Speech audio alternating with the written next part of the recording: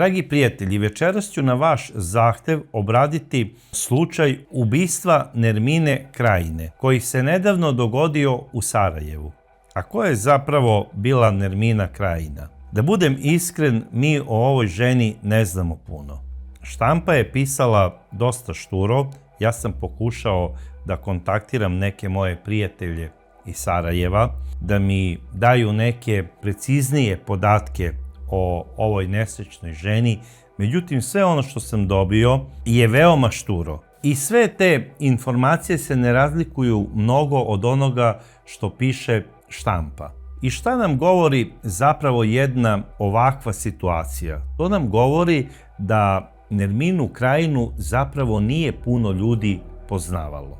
Ova mlada žena nije imala ni roditelje. Oni su, ne znam na koji način, vrlo mladi umrli. Znam samo da ima brata Nermina, znam da je rođena u Sarajevu 1986. godine, znam da u Sarajevu živi i njen brat i pretpostavljam da je najverovatnije odrastala u krugu nekih članova svoje porodice koji su se brinuli o njoj. Zašto? Zato što nigdje ne postoji nikakva informacija da su Nermina i njen brat bili štićenici nekog doma za nezbrinutu decu. Ja i ne znam koju je školu Nermina završila. Ne znam da li se uopšte i bavila nekim poslom. Znam samo da je bila veliki navijač fudbalskog kluba Sarajevo. Da kad god je imala slobodno vreme, ona je odlazila na utakmice FK Sarajevo kao navijačica i voleli su je svi navijači fudbalskog kluba Sarajevo.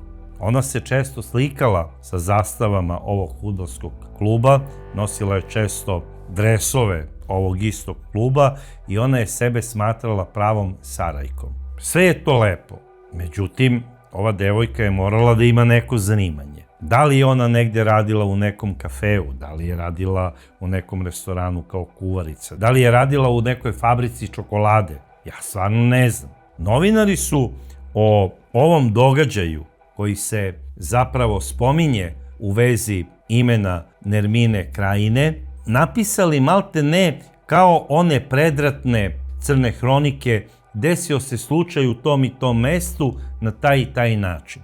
I kraj. Ono, u najkraćim crtama i sve otprilike isto. Pozovem ljude iz Sarajeva koji se bave i novinarstvom. Javila se jedna moja prijateljica koja je novinarka. I malte ne napisala mi je istu priču kao i svi ostali ljudi iz Sarajeva. I meni sve ovo nekako govori kao da je i Nerminina porodica Krajina bila škrta u davanju informacija o Nermini. Na neki način imam utisak kao da su oni i očekivali da će se njoj, ne daj Bože, nešto strašno desiti.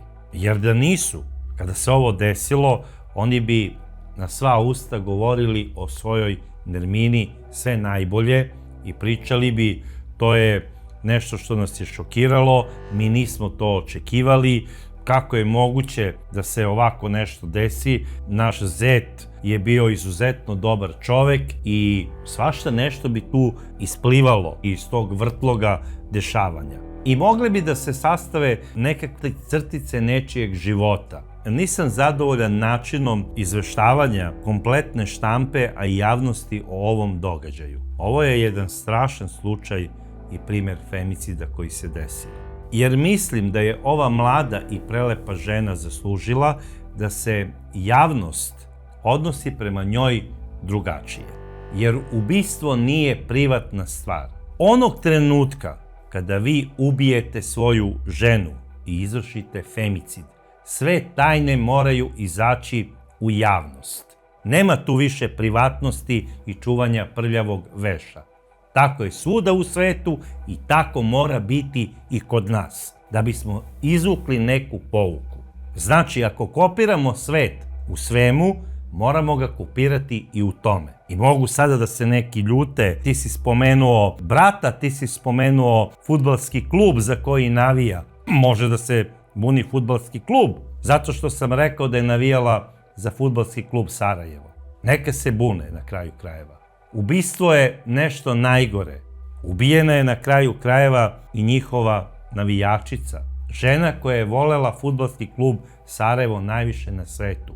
Možda su oni trebali da naprave jednu priču o ovoj nesrećnoj i prelepoj ženi. Ja im to i savjetujem, baš onako prijateljski. Sve sam sada ispričao ono što ne znam. Ali ajde da kažem ovoj ženi ono što znam. Ono što znam, to je da je ova žena za svog partnera izabrala pogrešnog čoveka. Po svakom pitanju. A ko je zapravo on? Njegovo ime je Goran Ravlić. Goran Ravlić je rođen 1989. godine u Sarajevu. On je dete iz mešovitog braka. Njegov otac je bio pripadnik hrvatske nacionalnosti, znači hrvatskog entiteta iz Bosne, a majka je bila muslimanka, odnosno bošnjakinja. Njegova majka se zove Ledžiba Ravlić. Ledžiba je rođena 1948. godine. I ono što se da primetiti, ona je u kasnim godinama rodila svog sina jedinca. Znači kada je imala 41 godinu. Da li iz tog razloga ili iz ko zna kojih sve razloga, ona se prema svom sinu odnosila kao prema večitoj bebi. Ona je njega mazila, pazila, malte ne ga je čuvala ispod staklenog zvona. I trudila se da se o njenom sinu priča sve najbolje i ona je svojim prijateljicama, a najverovatnije i celoj svojoj familiji, govorila o svom Goranu da je on malte ne princ iz bajke. Svako ko je mislio drugačije o njenom Goranu bio je njen najveći neprijatelj i dušman.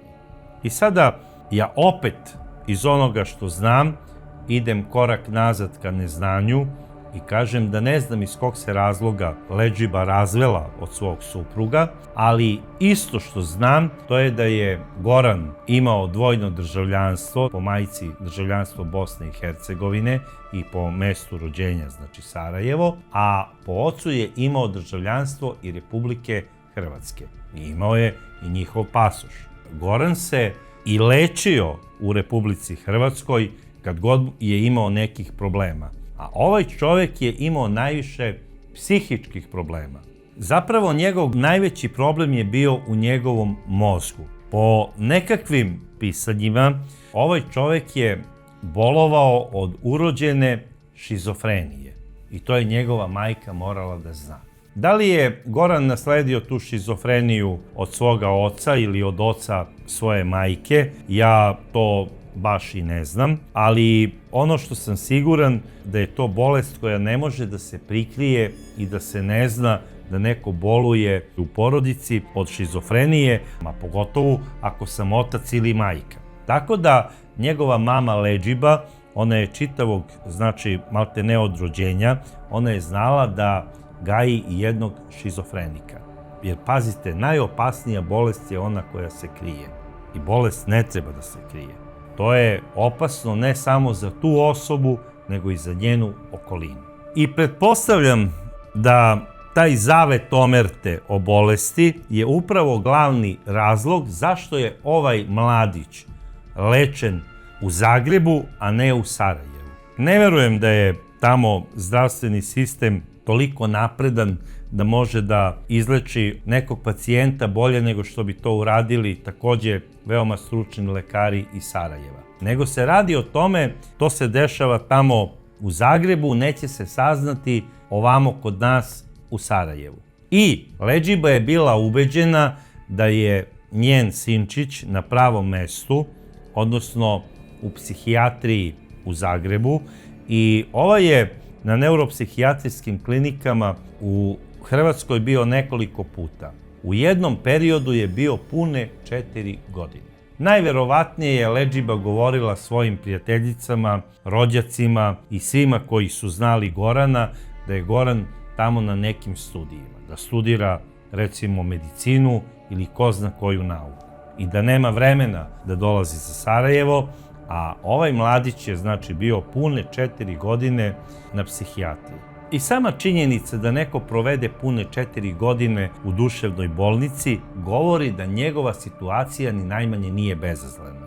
I da je to upravo tako, govori i podatak da je Goran prebio jednog mladića u centru Zagreba, u jednom lokalu, naneo mu je teške telesne povrede i zbog toga je bio suđen i osuđen i trebao je da ide i u zatvor. Sada, šta je on uradio? Onda se vratio za Sarajevo. Najverovatnije da bi izbegao dalji tok tih sudskih procesa, a i samo izdržavanje kazne, on dolazi sa Sarajevo, jer on po samoj svojoj dijagnozi sigurno bi opet zaglavio na nekoj neuropsihijatriji, ne bi išao u Lepoglavu ili ne znam već u koji zatvor tamo u Hrvatskoj. On bi, znači, sigurno opet zaglavio neku neuropsihijatriju, na kraju krajeva možda i u tim zatvorima, ali bio bi u odeljenju za neuropsihijatriju. Sada, Goran dolazi za Sarajevo, glumi sasvim normalnog dečka, lepuškast je, mlad je, jure ga devojke, da se razumemo, i on vešto folira. Ti ljudi koji provedu toliko dugo vremena na tim psihijatrijskim lečenjima steknu neki posebni dar foliranja da čovjek jako teško može da ih provali da su oni uopšte bolesni. Pogotovo kada su u pitanju žene. Oni naprave tačno jedan filmski scenario kako treba da se foliraju pred određenom osobom. A ovde ni manje ni više on se folira pred osobom koja ga zna od detinjstva. Ja sada ne mogu da shvatim opet sada ni Nerminu. Kako ona nije u tom odrastanju, kada su odrastali, kada ona ipak bila starija devojka, par godina starija devojka, primeti nekog klinca tamo ako se on ponaša devijantno.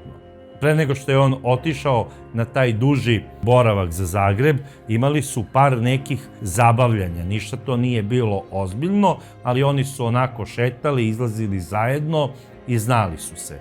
Pa su onda oni to raskidali i tako to. Od onog trenutka kada se pre 3 godine Goran vratio iz Zagreba za Sarajevo, oni počinju ozbiljnije da se zabavljaju, ne samo da izlaze, nego tu se rađa i ljubav. I sada ja ne znam kako Nermina nije mogla da provali da on ima te šizofrene ispade, jer on je morao da pije i neke lekove. Ako mladić, da li iz verskih razloga ili bilo koji, kaže ja neću da pijem, a čekaj, stani prijatelju, popićeš bar jednom dupli viski. Rođendan je. Ne znam na koju foru se on folirao, vadio, da li na religiju ili na ne znam šta. On je izbegavao da popije alkohol sa društvom, nije pio, nije pušio, idealni momak. Međutim, on je zapravo koristio te jake antipsihotike. I zato, drage devojke, bez obzira koliko god je neko antialkoholičar, ipak treba da se zapitate zašto on stalno izbegava da popije bar jednu čašicu rakije. Čak i onda kada pobedi državna reprezentacija, kada svi piju, pa da popije čašu piva, da kaže živeli, ajde sa srećom, neka bude ova pobeda. Jer ne mogu da shvatim da je to bilo normalno za devojku koja se druži sa navijačima Fudbalskog kluba Sarajevo. To su momci koji su uvek raspoloženi da popiju i da proslave svaku pobedu svog kluba. Ne da popiju koju čašicu, nego koju gajbu piva. I ona je čitav život sa njima. Ona je tamo na njihovim glavnim tribinama. Ona se veseli sa tim istim momcima, znači razvija zastave, pevaju. Ja verujem da je i Nermina nekad popila koju limenku piva, kako bi proslavila ulazak Sarajeva u finale Kupa Bosne i Hercegovine. Jer to mi je neshvatljivo da ona sada, pored toliko dobrih, temperamentnih, zdravih i lepih mladića sa tribine, bira jednog Gorana koji nosi bradu, koji ima foru nekog bogoslova, priča o veri. Mislim, ja ništa nemam protiv vernika, apsolutno, nemojte me pogrešno shvatiti. Ali mnogi psihijatrijski bolesnici, umesto da se leče i da terapiju traže od stručnih ljudi, oni utehu za svoju bolest i za svoje probleme traže u verskim objektima. Ne znam šta je bilo sa tom devojkom, možda je ona ovog dečka volela stvarno od najranije mladosti ili je, ne daj Bože, i ona imala neki psihički problem. Doduše, to nigdje nisam pročitao i ne znam kako je ona mogla da toleriše sve te stvari svom voljenom dečku, a na kraju krajeva i njegovoj kastrirajućoj majci. Šta to zapravo znači? Ova žena je apsolutno neostvarena na ljubavnom planu sa svojim emotivnim partnerom. Mislim, zamrzla je kompletni muški svet. Ona se samo skoncentrisala, malte ne, neki edipovski kompleks prema svom sinu. I ona u svom sinu vidi Boga. I ona se prema njemu ponaša kao prema nekom papučaru od te tolike silne ljubavi. Ona mu ništa ne dozvoljava da on uradi bez njenog pitanja. Ona mu pronalazi i devojke, ona mu možda i govori: sine, nemoj da imaš devojku, ti si na kraju krajeva psihijatrijski bolesnik i ti moraš da budeš vezan za svoju majku. Ja sam ti najbolji prijatelj i ja najbolje znam šta je za tebe najbolje. E sada, ko je gledao onaj film Davitelj protiv davitelja i odnos između Perice i njegove mame, shvatit će o čemu pričam. To je upravo to. Goran je bio pravi Perica, samo su mu falili karanfili i da prodaje karanfile po Sarajevu. I onda sada jedan takav dečko 3 godine se zabavlja sa svojom devojkom koja je prelepa i koja je član navijačke skupine fudbalskog kluba iz Sarajeva. Ja sam čak ubeđen da je on tu svoju vezu skrivao od svoje majke, jer ona bi ga najverovatnije tukla. Ja sam ubeđen da je ona njega ponekad i šamarala. Da bi dobio te šizofrene napade, ona bi mu pored terapije u lekovima dala terapiju i šamarima. Siguran sam u to. Ona je u njemu i dalje gledala bebu, samo što mu više nije stavljala pamperse i portikle dok jede, ali malte ne se tako i ponašala. Ali je kontrolisala svaki njegov korak.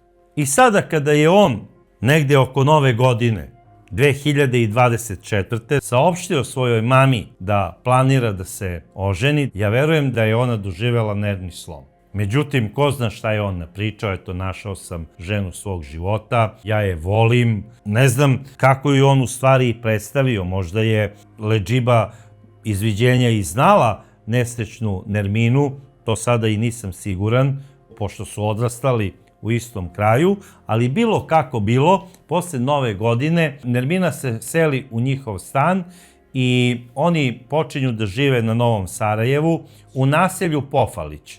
E sada, kako je izgledao taj njihov zajednički život, ja se prosto pitam i čudim. Zapravo, Goran Ravlić je preko društvenih mreža objavio kako se on sa Nerminom venčao 3 puta. Prvo su se venčali građanski kod matičara. Zatim su se po šerijatu venčali u džamiji, a onda po katoličkim običajima u katoličkoj crkvi. I on još piše: ako se neko venčao 3 puta na ovaj način, neka se javi. Ja stvarno mislim da takav slučaj ne postoji. Ako postoji, onda mi objasnite kako je to moguće. Ono što ja vidim po ovoj objavi, to je moja pretpostavka da su se oni tajno venčali bez znanja njegove majke u opštini ko zna kada. I onda kada je on svojoj majci rekao da hoće da se oženi Nerminom i kada je ona počela da histeriše, on je sigurno rekao: pa dobro, ali mi smo već venčani i ja moram da je dovedem ovde. I onda je majka možda rekla: dobro, izvini Gorane, ali vi se niste venčali u džamiji. Ona je bošnjakinja isto kao i ja. Morate da se venčate po šerijatu.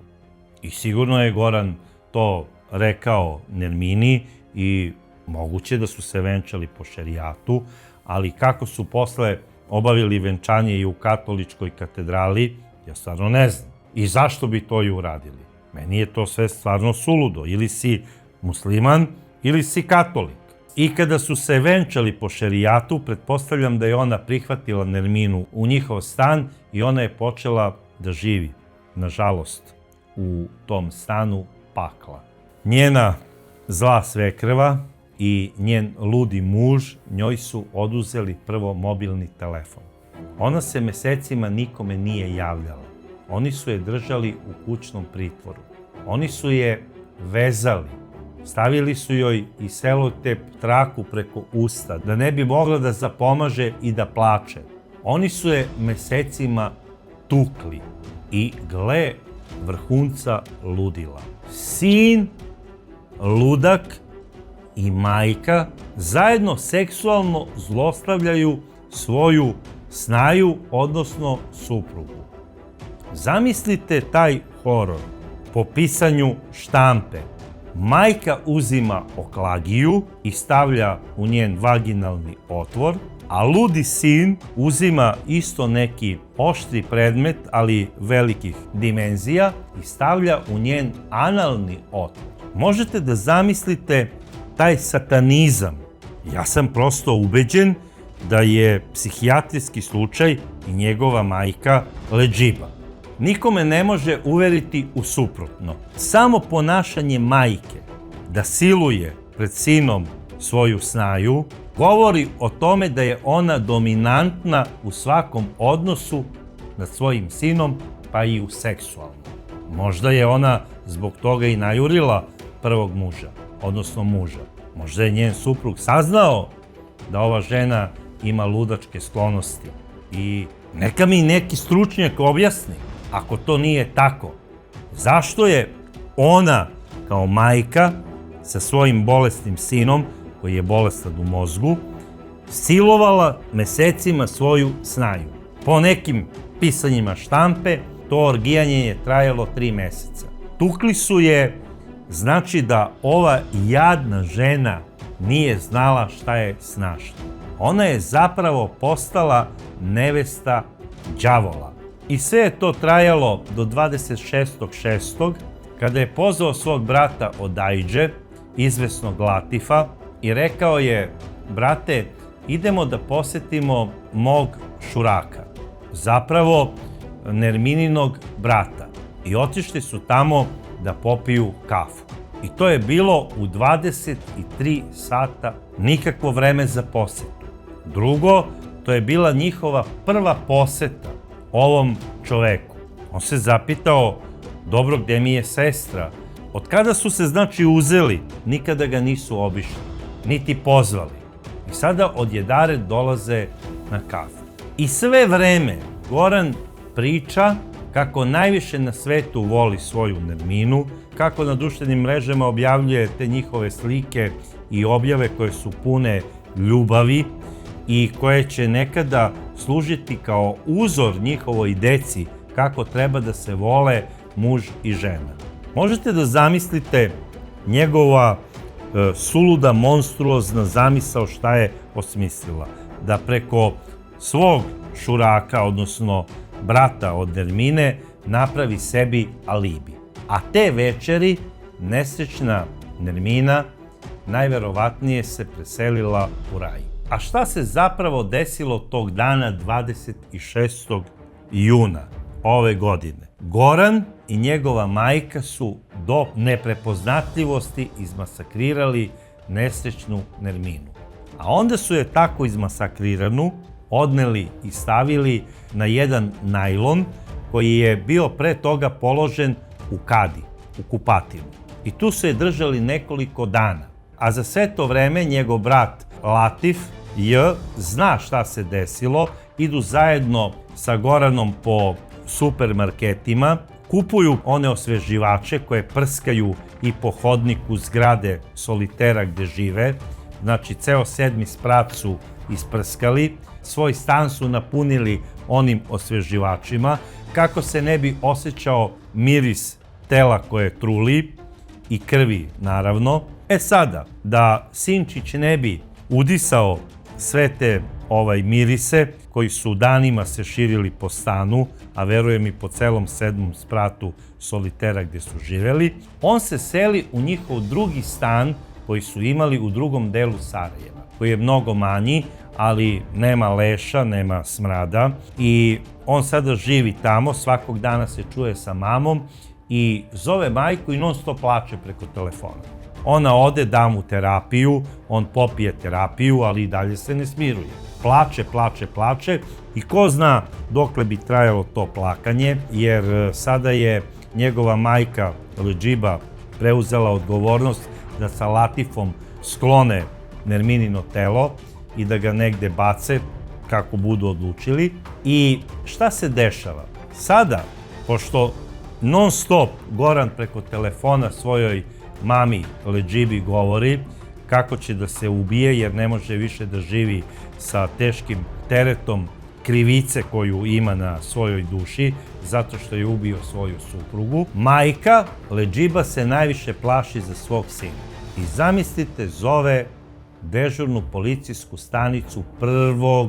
jula, 5 dana posle ovog zločina, i kaže dežurnom policajcu: molim vas, idite na tu i tu adresu, spasite mog sina, preti da će da izvrši samoubistvo, ne može više da živi sa teretom jer mu je umrla voljena supruga koja se zove Nermina Krajina Ravlić i koja je nesrećnim slučajem, dok je nešto radila ovde po kuhinji, stala na oklagiju, okliznula se, pala i poginula. I policija kada je to čula, odmah je ušla u stan koji se vodi na svekrvu pokojne Nermine. Ulaze, odmah je dočekao strašan smrad raspadajućeg tela. Našli su Nerminino izmasakrirano telo u kupatilu. Odmah su pozvali dežurnog tužioca koji je došao. Urađen je uviđaj na samo lice mesta. Druga ekipa je otišla na naznačenu adresu gde se zapravo nalazio Goran Ravlić i tamo su ga lišili slobode. On je odmah sproveden u istražni zatvor, a takođe i njegova voljena majka Ledžiba Ravlić. Njegov rođak koji je znao za ovo delo, koji ga je prikrivao, lišen je slobode sutradan ispred jednog marketa u Sarajevu. Svima je određen istražni zatvor, a majka Ledžiba ide dotle da ona govori kako je sada ubila svoju snaju zato što je iz nekog razloga bila ljubomorna na nju i da njen sin nije nju takao prstom. Ona želi da preuzme kompletnu odgovornost na sebe, kako njen sin ne bi odgovarao. A u istražnom, zatvoru, Goran Ravlić se nije branio ćutanjem, on je plakao, govorio je kako on najviše na svetu voli svoju suprugu i kako je on nikada ne bi taknuo. I kako je sve to uradila njegova majka. A on, sirot i jadan, morao je da ju samo sluša i da to ne sme da prijavi. I da je od muke otišao u taj tamo drugi stan jer nije mogao da živi sa svojom majkom vešticom. Sada, po zakonu Bosne i Hercegovine, ovaj potvrđeni psihijatrijski bolesnik ne može da bude terećen i ne može da mu se sudi kao čoveku koji je to uradio svesno. On je, čovek sa ogromnom lekarskom dokumentacijom. On će sigurno zaglaviti možda doživotno u nekoj bolnici zatvorenog tipa i bit će tamo pod nadzorom lekara. Što se tiče Ledžibe, ja se nadam da će ona doživotno biti u zatvoru za ovo što je uradila, a rođak Latif bit će mu suđeno po zakonu za ono što je uradio. A samo prikrivanje zločina i pokušavanje uklanjanja tela, to je isto malte ne kao da ste i uradili zločin. Njemu će biti suđeno za saučesništvo, koliko će biti osuđen, to ne znam. S obzirom da ima 56 godina, nadam se da će do kraja života ostati u zatvoru. Jer mislim da ovakvim ljudima nije mesto na slobodi. Meni je ovaj događaj, dragi prijatelji, toliko monstruozan da ja više ne mogu da pričam o njemu. Meni se ovo gadi. I ovo ću upamtiti kao jedan od najstrašnijih činova femicida koji se desio u našem okruženju. Ovo je užas, horor. I neka primer Nermine bude primer svim mladim devojkama da se dobro raspitaju sa kim se zabavljaju, a na kraju krajeva počeću da dajem savete da kada ulazite u brak, obavezno uhvatite za ruku svog partnera i idite u neku kliniku kod psihijatra da on sa vama obavi razgovor. I sa vama i sa budućim suprugom. Verujte mi, to je mnogo korisnije nego da odete na bilo koje letovanje sa tim istim čovekom. Jer iz klinike neuropsihijatrijske izaći ćete sa pozitivnim ili negativnim nalazom. A sa mora na koje odete sa takvim čovekom, pitanje je da li ćete se vratiti živi. Ako vam nije žao da date stotine i stotine evra za šminku i za ulepšavanje kako biste zaveli tog istog mladića, nemojte da žalite ni 100 evra da odete po traženi dokument od psihijatra. Jer mnogo vam je to korisnije nego bilo šta. Ne znam kako ćete me shvatiti za ovaj savjet, ali ja vas stvarno volim i želim vam sve najbolje. Dragi prijatelji, ono što vi mislite u vezi ovog slučaja, kao i dosad, napišite u vašim komentarima. A do sledeće čudne priče, ja vas pozdravljam i puno vas volim.